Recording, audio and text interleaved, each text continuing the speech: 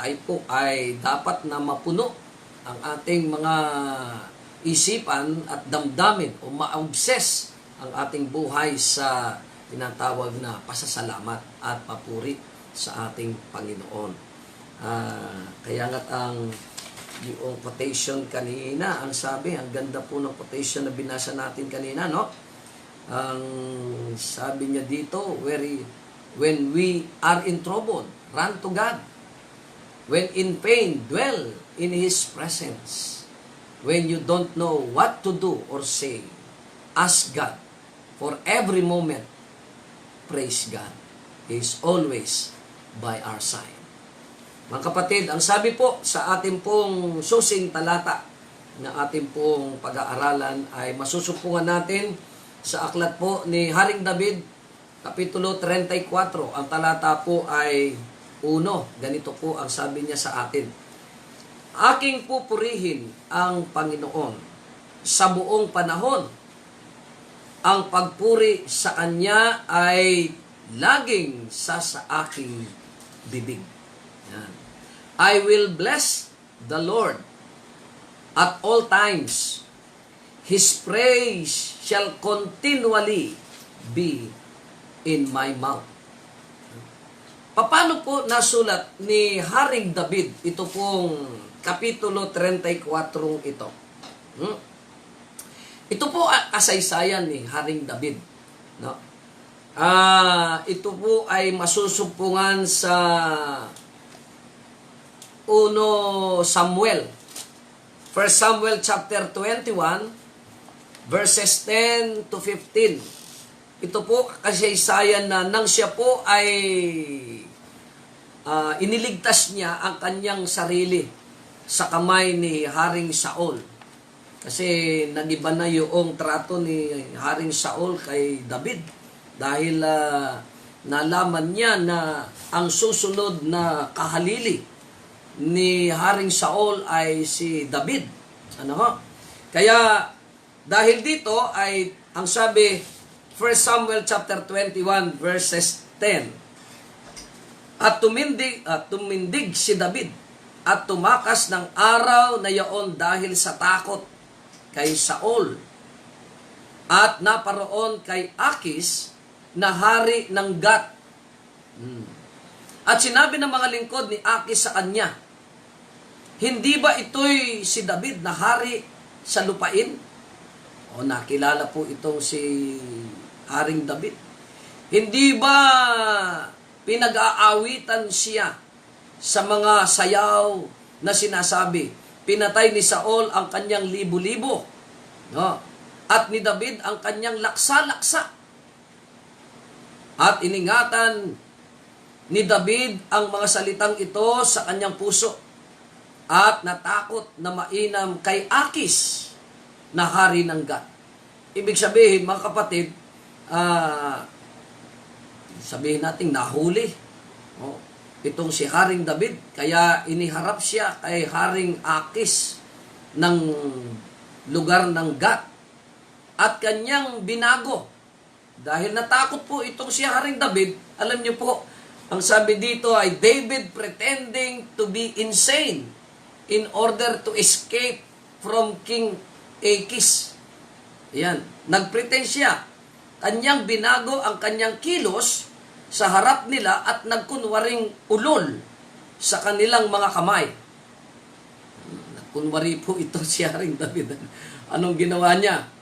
At nagguhit sa mga pinto, ng pinto ang daan at pinatulo ang kanyang laway sa kanyang balbas. Siguro yung kanyang buhok ay gulong-gulo at pagkatapos yung balbas niya at tumulo yung kanyang laway. At pagkatapos ay nagkunwari, mga kapatid, para lamang makatakas siya. Kasi kung hindi ay posible na siya ay sasaktan o papatayin. Kaya pinatulo niya ang kanyang laway sa kanyang balbas. Nang magkagayoy sinabi ni Akis sa kanyang mga lingkod, narito, tingnan ninyo ang lalaki ay ulol. Parang nasisiraan ng ulo. Bakit nga ninyo dinala siya sa akin? Alisin nyo sa akin ito. Ay, ilayo nyo sa akin yan. Alisin nyo sa aking harapan. Kulang ba ako ng mga ulol na inyong dinala ang taong ito upang maglaro ng kaululan sa aking harapan? Pagpasok ba ng taong ito ay sa aking bahay? Ilayo nyo sa akin. Alisin nyo itong taong ito. Yan. Kaya si Haring David ay nakaligtas. No? Ang sabi dito mga kapatid, God pays attention to those who will call upon Him. Whether God offers escape from trouble or help in times of trouble, we can be certain that He always hears and acts on behalf of those who love Him. Ang sabi dito mga kapatid, ang Panginoon ay nagbibigay siya ng panahon o attention sa lahat na Kanya na tumatawag. Mga kapatid, yan ang pangako ng ating Panginoon. Whether God offers escape from trouble, nagbibigay siya or tutulong siya sa panahon ng mga problema natin sa ating buhay. Lalong-lalo na doon sa mga tumatawag sa Kanya at minamahal ng ating Panginoon. Ngayon, itong tingnan po natin mga kapatid. Ang sabi dito, God's promises great blessing. God promises great blessings to His people. But many of these blessings required our active participation. Tingnan po natin ito pong Kapitulo 34 ito. No? Nandito yung mga dakilang mga pagpapala ng ating Panginoon sa atin. In verse 4, tingnan po dito, sabi niya, God deliver us from fear. Verse 4, aking hinanap ang Panginoon at sinagot niya ako at iniligtas niya ako sa lahat ng aking mga katakutan. Alam niyo mga kapatid, ang lahat sa atin, tayong lahat nakakaranas, di ba Brother Carlos Cortez ng Spain, Brother Rode, nakakaranas po tayo ng takot at pangamba.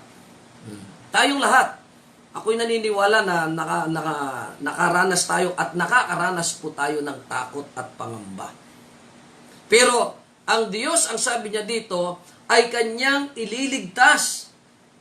Kanyang ililigtas ang Kanyang, ang Kanyang mga anak sa kanilang mga takot. So, ibig sabihin, maiibsan lang ang ating pong katakutan pag tayo ay hinanap natin ang ating Panginoon. Hindi po ba isang malaking dakilang blessing yan, mga kapatid? And then, pangalawa, He saves us from trouble in verse 6. Itong abang tao'y dumaing at dininig siya ng Panginoon at iniligtas siya sa lahat niyang mga abag-abagan.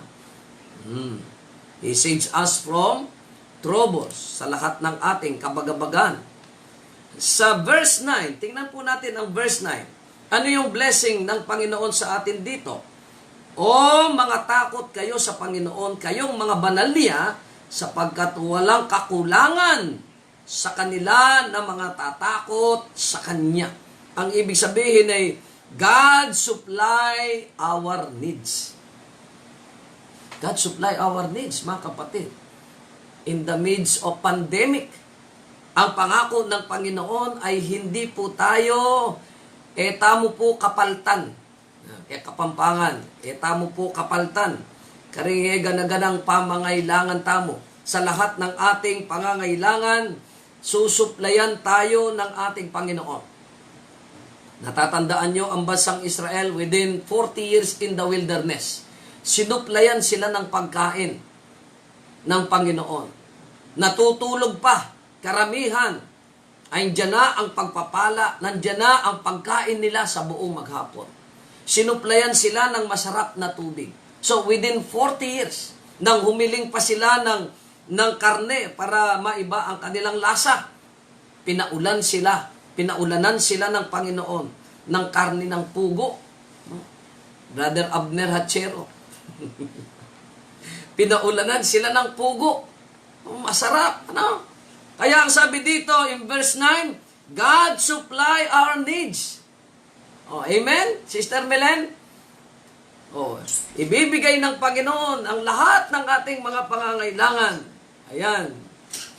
In verse 15, He listened when we call upon Him. Ang sabi sa verse 15, sabi niya, ang mga mata ng Panginoon ay nakatitig sa mga matuwid at ang kanyang mga pakinig ay nakabukas sa kanilang daing. Wala pong segundo na ang pandinig ng ating Panginoon ay nakasara. Nakasara. He listened when we call upon Him. In verse 22, tayo ay kanyang ililigtas, tinubo o tutubusin.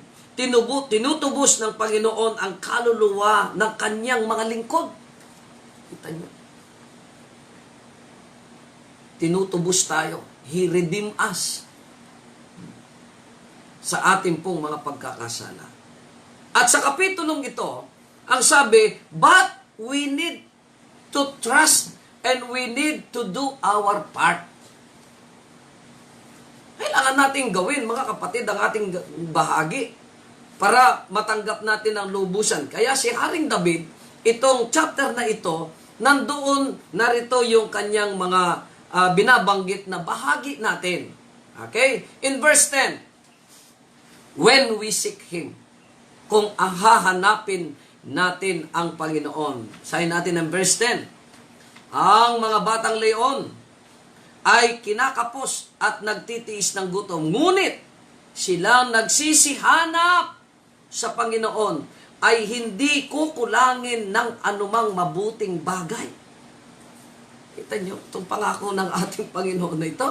Sabi niya dito, ngunit ang mga nagsisihanap, those who seek the Lord, ang sabi niya dito, shall not want any good thing. Hindi sila pagkukulangin ng Panginoon sa mga mabubuting mga bagay. Next, kung atin po siyang if we cry out to Him, kung tayo, ang sabi dito, in verse 17, ang matuwid ay magsidaing. Paano ba tayo dadaing sa Panginoon? Paano tayo lalapit sa Panginoon? Paano tayo, lalong-lalo na kapag tayo ay mayroon pong mga hinihinging masipit sa Panginoon. May pagtangis pa po yan. Pero sa kabila po ng pagtangis, dapat tumangis tayo na nasa kabutihan ng ating Panginoon. Ang sabi nga ng awit, mga kapatid, how great thou art. Napakadakila ng Panginoon, mga kapatid, sa ating buhay. We cry out to Him. In verse 8, if we trust Him. In verse 8, tingnan po natin ang verse 8. O inyong tikman at inyong tingnan ninyo na ang Panginoon ay mabuti. Mapalad ang tao na nanganganlong sa Kanya. Kung tayo ay lubusang magtiwala, mga kapatid.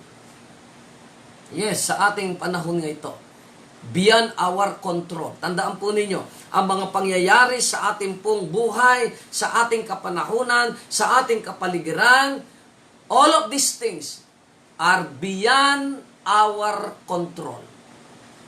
Beyond our control. O sino ang may control nito? Tandaan po natin, God is in control. Only God can control everything sa ating buhay, sa ating kapaligiran, sa ating kapanahunan, in all our circumstances, in all our experiences, God is in control. Amen? God is in control. He supply everything. Kung tayo po, ang sabi dito, ay magtiwala lamang tayo sa Kanya. If we fear Him, kung tayo ay yung takot, mga kapatid, hindi po yung parang hindi po yun. Kung tayo ay yung tayo ay yung magpakumbaba, at kilalanin natin ang kadakilaan ng ating Panginoon. In verse 7 and 9, ang sabi niya dito, ang anghel ng Panginoon ay humahantong sa buong palibot na nangatatakot sa Kanya at nangagsasanggalang sila. Kita niyo mga kapatid, ang mga anghel ng Panginoon ay humahantong sa buong palibot ng mga nangatatakot sa Kanya. God's angels, mga kapatid, ang sabi, pinapalibutan tayo. Ganda nitong kapitulong 34 pa lang ito, mga kapatid. In verse 9, O mga takot kayo sa Panginoon, kayong mga banal niya, sapagkat walang kakulangan sa kanila na nangatatakot sa Kanya. Ito yung ating bahagi, mga kapatid. Susunod, ano po pa ho yung ating bahagi? If we refrain from lying. Pag tayo daw ay huminto na o magsitigil sa pagsisinungaling. Ang sabi dito in verse 13, ingatan mo ang iyong dila mula sa masama, ang iyong mga labi sa pagsasalita ng karayaan. Sana all. Di ba mga kapatid? Sana all. Iwasan na. Ito po yung bahagi natin para yung blessing ng Panginoon.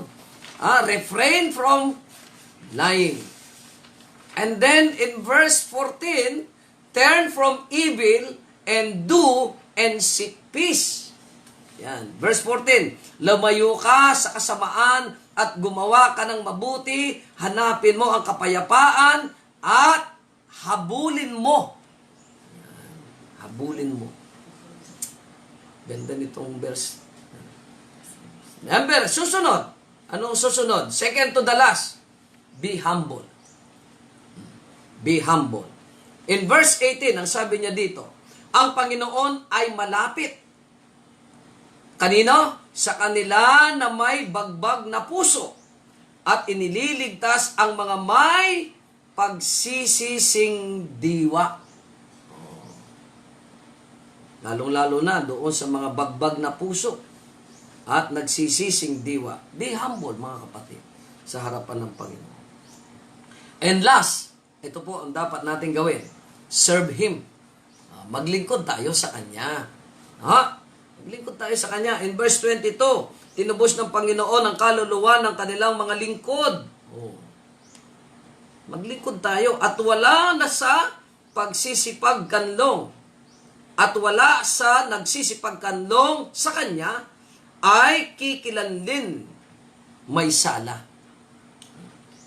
Kaya God's blessing, God's promises, great blessing to His people. But many of this blessing required our active participation. Magipagtulungan tayo sa ating Panginoon, mga kapatid. Hindi lang yung ang Panginoon ang gumagawa sa Kanyang bahagi. Ano yung participation natin? We need to seek Him. We need to cry out to Him. Trust Him. Fear Him. Refrain from lying. Turn away from evil. Do good and seek peace. Be humble and serve Him. Kaya ang sabi ng ating pong devotional, isang mabuting bagay na gumugol tayo sa mga ilang sandali sa bawat araw. Lalo-lalo na sa pagising natin sa umaga, di mo ba? Sister Susie, Sister Lumen. Itong mga unang mga sandali, pagising natin sa umaga, na magbulay-bulay tayo sa buhay ng ating Panginoon. Isa-isang pagbulay-bulayan, ang bawat senaryo sa tagpo ng kanyang buhay, lalo na ang kanyang huling mga araw at sandali. Alin po yun? Yung kanyang sakripisyo. Yung kanyang pag-aalay ng kanyang buhay. Samantalang nakatuon ang ating isipan sa kanyang sakripisyo, ang ating pagtitiwala ay patuloy, ang sabi dito, patuloy na lumalago.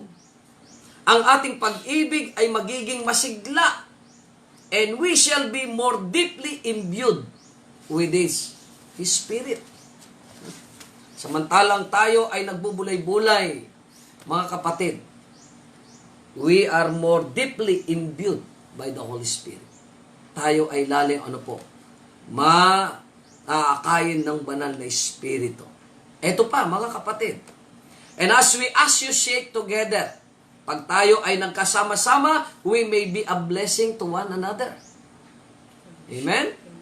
Oh, pag tayo ay napapasama sa iba nating mga kapatid, sa iba nating makikilala natin, ang katulad po nating mga viewers. Masaya po lahat. Wala kasi ako sa San Nicolas kahapon eh. Sabi, nagkita-kita yung mga viewers natin. We may be a blessing to one another.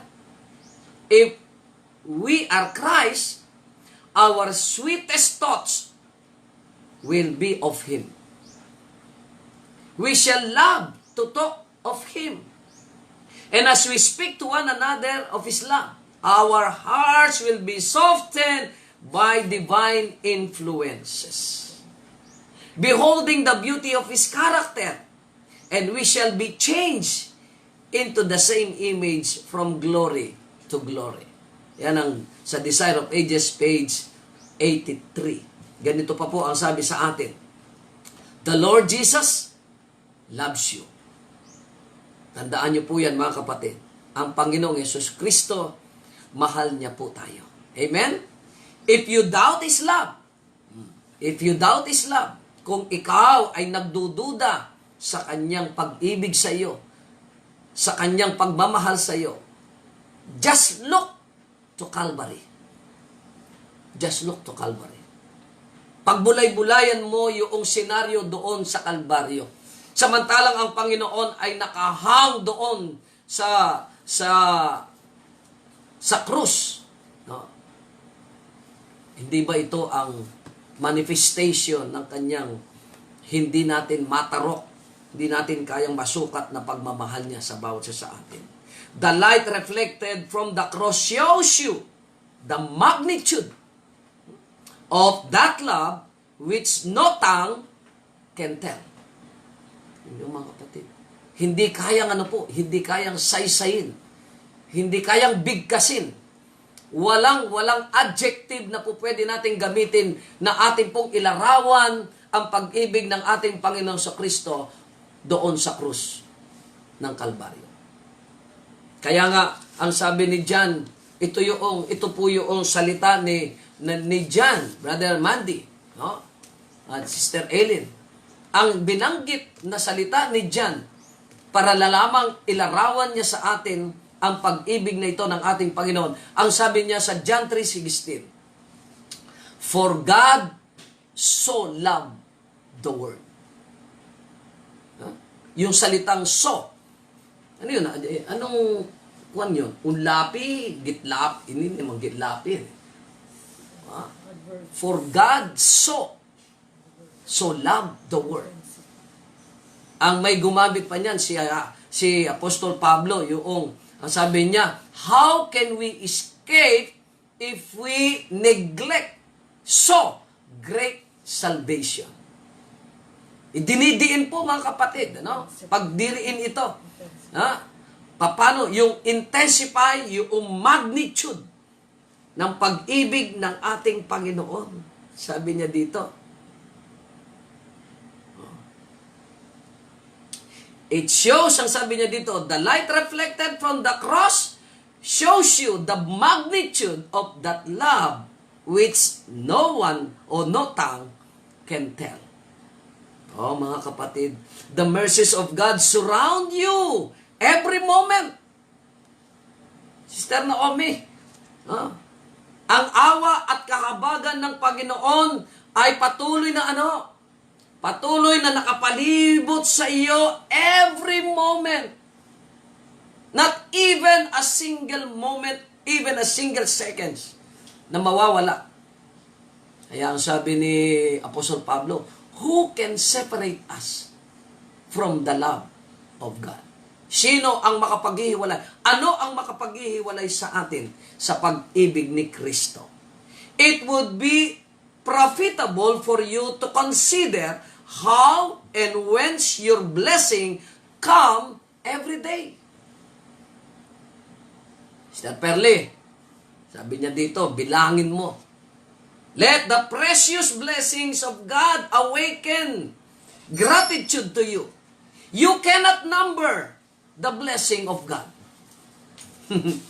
You cannot number the blessing of God. Sabi ng awit ay, count your blessing, name them one by one. Kaya ang sabi doon sa Malakay, walang silid, nakalalagyan. Bulwak, no? Liglig. Ano pa? Umaapaw. Ang biyaya ng Panginoon, pagpapala. The constant loving kindness expressed to you. They are as numerous. Ito po. They are as numerous as the refreshing drops of rain. Numerous, mga kapatid. Mabibilang ba ninyo yung patak ng ulan, mga kapatid? Ganon daw po, mga kapatid, na magpapaligaya at magbibigay ng refreshing sa bawat isa sa atin. Clouds of mercy are hanging over you. Dali. And ready to drop upon you. Good morning, Aring Carlos. Sabi niya dito, parang ulap na nandyan sa ating itaas na handa po ibagsak ng Panginoon ang kanyang blessing.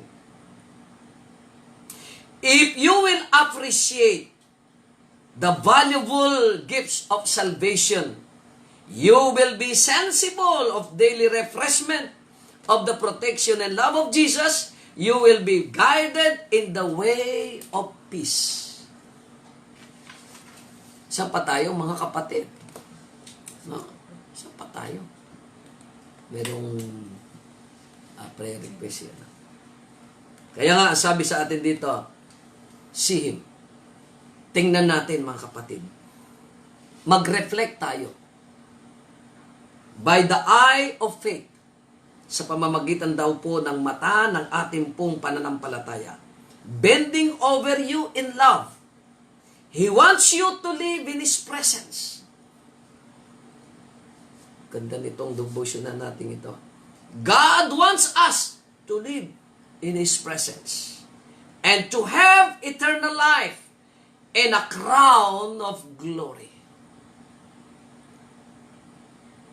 Ito yung pangako ng Panginoon. Ito yung gusto niyang iparanas sa atin. He wants you to live. He wants me. He wants you. He wants us to live in His presence. And to have eternal life. And a crown of glory. For God so loved the world that He gave His only begotten Son, that whosoever believeth in Him. Bilhin nyo, mga kapatid, ang bawat isa, no matter what, anuman ang kalagayan natin, anuman klaseng tao tayo, mga kapatid, the gift of salvation is available to anyone if we believe, if we accept, if we surrender our lives to Jesus. May we feel, may we all be guided by the Holy Spirit. Kapag samantalang tayo po ngayon ay tutungo sa ating pong mga gawain sa buong maghapon, sa ating pong mga kapatid at mga kaibigan na nasa ibang panig ng mundo, na magpapahinga po kayo sa gabing pagtulog. I-claim natin ang lahat ng mga promises na ito ng ating Panginoon. Kaya tama yung sinabi ng Panginoon na bibigyan ko sila ng masaganang buhay. Masaganang buhay. Mga minamahal ko, sa umagang ito, mapunuan tayo, mapuno ang ating damdamin, ang ating puso ng papuri at pasasalamat sa ating mahal na Diyos. Good morning po. Pagpalain po tayo ng ating Panginoon. Ang sabi, praise, tinuturo sa akin ng aking sekretary ito. Sabi, when we lift our hands in praise and worship, we break, Kapag atin daw pong itinataas ang atin daw pong mga kamay ng papuri at pagsamba, ating binabasag ang spiritual jars of perfume over Jesus. The fragrance of our praise fills the whole earth and touches the heart of God. Wow. Praise causes the presence of the Lord to come into our midst. Even though God is omniscient, He manifests His authority and rule in our environment when we praise. God comes in and lead us forth. He does not just visit us, but He abides and align Himself with us to walk with us into the path that He has chosen for us. Pagpalain po tayo ng